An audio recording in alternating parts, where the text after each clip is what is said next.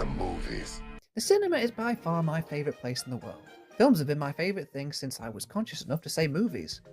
I would sit in front of the TV popping in VHS tapes and eventually DVDs for what seemed like most of my childhood, and would always be up to date with whatever movie was coming out before we had the internet, through either TV spots, newspaper ads and trailers before movies.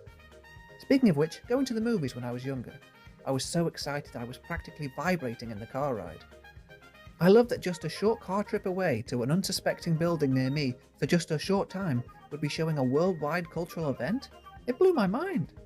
My local cinema had a mural of old movies inside that led to some steps with a lobby that had the glitzy appeal of Hollywood. Deep blue with stars, you were surrounded by giant character posters of current and upcoming movies. It was a lot, but exciting. I loved picking up the free leaflets about the films showing and coming soon. You'd buy your tickets and enter the dark hallway of posters and screens. Older than I cared to admit, I would try to avoid looking at the horror movie posters. It was like going through a very narrow haunted house. Then you reach your screen, and I was almost bouncing up the ramp towards my seat. You'd find your seat and sink into the bucket-like shape and let it envelop you. Then, it was a ticking time bomb waiting for the ads to start with a jump scare. You'd settle into the loudness and enjoy the film.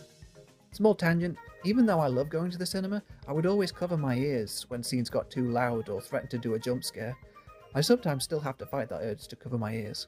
Then after the movie, I'd gobble some fast food and make it home feeling amazing. It was so special. It was. It was. Until about 10 years ago, when they decided to change everything. Gone was the glitzy stars and bright colours, instead just empty and sterile pitch black walls and floors.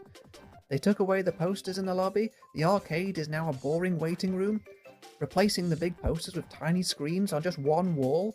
No free leaflets. The hall is now well lit, screens now had recliners, which is nice I guess, but somehow they are less plush and comfy than older bucket seats. So now going to the cinema is just going into a bland room devoid of atmosphere, where I leave not on cloud 9, just indifferent and underwhelmed. It really is a shame that the magic feels gone. Except that is, for fan screenings. What is a fan screening? For the purpose of this video, a fan screening will mean a screening of a film with a large fan base either at the earliest screening or on the day it's released. And with the finale of The Amazing Digital Circus being shown soon in cinemas, I thought it'd be interesting to go over my experiences with fan screenings. My first experience with this was in 2012 when The Dark Knight Rises came out. I was there early for the first screening, so I knew everyone around me was as big a fan as me. It really enhanced the experience knowing I was surrounded by fans. And when it was over, I was so blown away I was shaking leaving the screen. I've been chasing that high ever since.